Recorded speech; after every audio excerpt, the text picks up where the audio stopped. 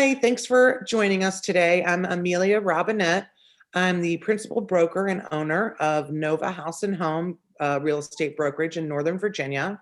I'm here with my good friend and trusted partner, Mark Bergal with McLean Mortgage. And something about our brokerage, Nova House and Home, and the people that we partner with, we only partner with the best. Thank you, Amelia. Yeah, pleasure to be here joining you on this little webinar, and we're looking forward to sharing some good information today, and we'll let you go ahead and get it started. Thanks, Mark. Today, we're here to talk about some strategies to set yourself up for success as a first-time home buyer.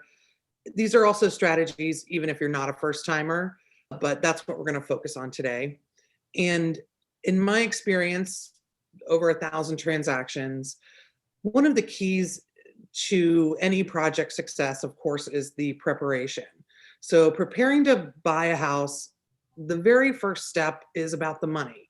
You've got to have a good budget. Many people will be pre-approved for loan amounts that they may or may not truly be comfortable with on a monthly basis. So starting with a monthly budget is a great first step.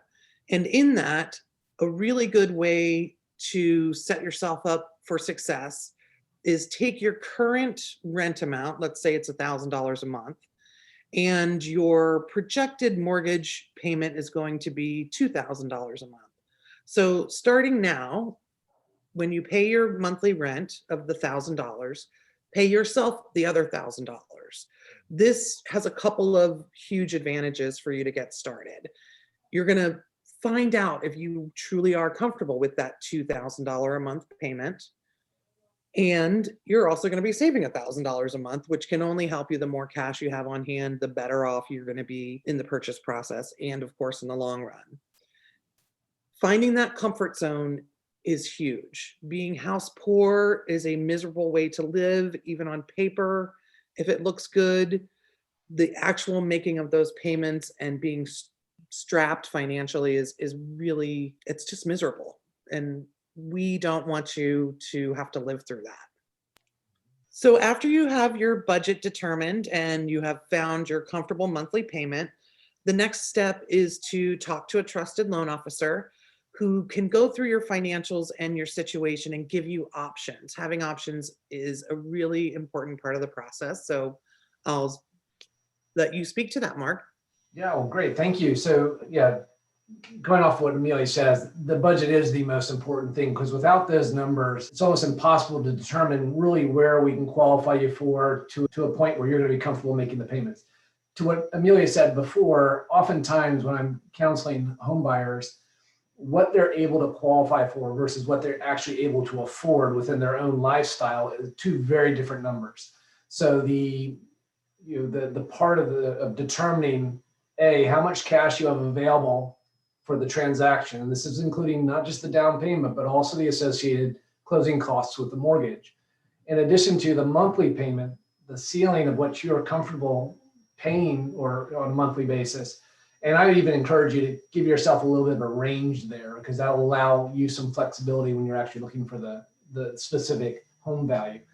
But with those two numbers, as your lender, we can actually determine and translate that into a purchase price and a loan amount that's going to work for you within your budget. From a lending standpoint, the criteria for qualifying is actually relatively simple. We look at three main criteria, which is the down payment that you're putting up front, the credit score that you're using to qualify, which shows your credit worthiness effectively, and then finally your debt ratio, which comes to that monthly budget number and the total expense that you're able to qualify for.